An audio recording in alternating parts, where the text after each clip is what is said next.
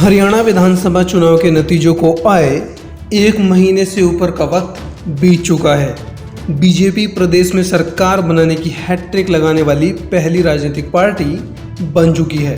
कांग्रेस को पहली बार लगातार तीसरी बार विपक्ष में बैठना पड़ रहा है। नायाब सिंह सैनी सीएम बन चुके हैं, लेकिन कांग्रेस नेता प्रतिपक्ष अभी तक नहीं चुन पाई है। विधानसभा चुनाव में दोनों पार्टियों के बीच 80% के करीब मतों का बंटवारा हुआ है, जबकि बाकी के 20% वोट दूसरे दलों को मिले हैं। इन सब के बीच विधानसभा चुनाव में एक दल विलुप्त होने की कगार पर पहुंच गया है। चुनाव में वो अपना खाता तक नहीं खोल पाया है।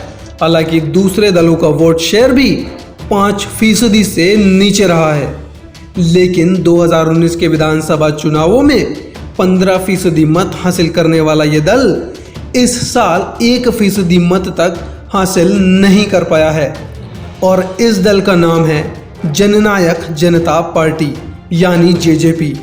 और तो और जेजेपी से सिर्फ दिग्विजय चौटाला ही ऐसे उम्मीदवार रहे हैं जो अपनी जमानत बचाने में कामयाब रहे हैं।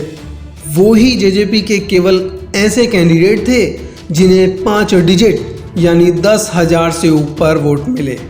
हालांकि डबवाली विधानसभा सीट से दिग्विजय चौटाला को 35,261 वोट मिले और वो तीसरे नंबर पर रहने में कामयाब रहे। लेकिन सबसे बुरा हाल तो जेजेपी के मुखिया या यूं कहें कि पार्टी के सबसे लोकप्रिय चेहरे दुष्यंत चौटाला का रहा। वो ना सिर्फ उचाना विधानसभा सीट से चुनाव हारे, बल्कि अपनी जमानत भी नहीं बचा पाए। पिछले विधानसभा चुनाव में 47,000 से ऊपर मतों की जीत हासिल करने वाले दुष्यंत इस बार 8,000 वोट भी नहीं ले पाए। चुनाव में वो 5वें नंबर पर रहे।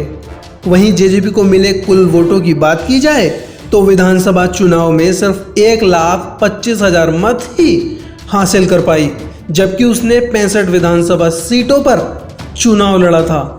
लेकिन कांग्रेस और बीजेपी दोनों से 2 उम्मीदवार ऐसे रहे जिन्होंने जेजेपी के 65 कैंडिडेट को मिले कुल वोटों से ज़्यादा मत प्राप्त किए। फिरोजपुर झिरका विधानसभा सीट से कांग्रेस विधायक मामन खान और बादशाहपुर विधानसभा सीट से बीजेपी विधायक राव नरवीर सिंह ने वो कमाल करके दिखाया। विधानसभा चुनाव में मामन खान ने 98,441 वोटों की सबसे बड़ी जीत तो हासिल की ही है। पूरी जेजेपी को भी उन्होंने करीब 5,500 वोटों से मात दी है। मामन खान को 1,30,497 वोट मिले हैं। वहीं वोटर्स के हिसाब से हरियाणा की सबसे बड़ी विधानसभा सीट बादशाहपुर का प्रतिनिधित्व कर रहे कैबिनेट मंत्री राव नरवीर को समूची जेजेपी से करीब 20,500 ज्यादा मत मिले हैं। राव नरवीर को चुनाव में 1,45,503 मत मिले हैं। अब जेजेपी को मिले टोटल मत राव नरवीर और मामन खान को मिले मतों से क्या माना जाए कि कल तक उभरता हुआ दल माने जाने वाले जेजेपी का सूर्य अस्त हो गया है? क्या मनोहर लाल पार्ट 2 सरकार का हिस्सा बनना दुष्यंत को भारी पड़ा है, या फिर बीजेपी 10 की सारी एंटी इनकम्बेंसी दुष्यंत के हिस्से में आई है?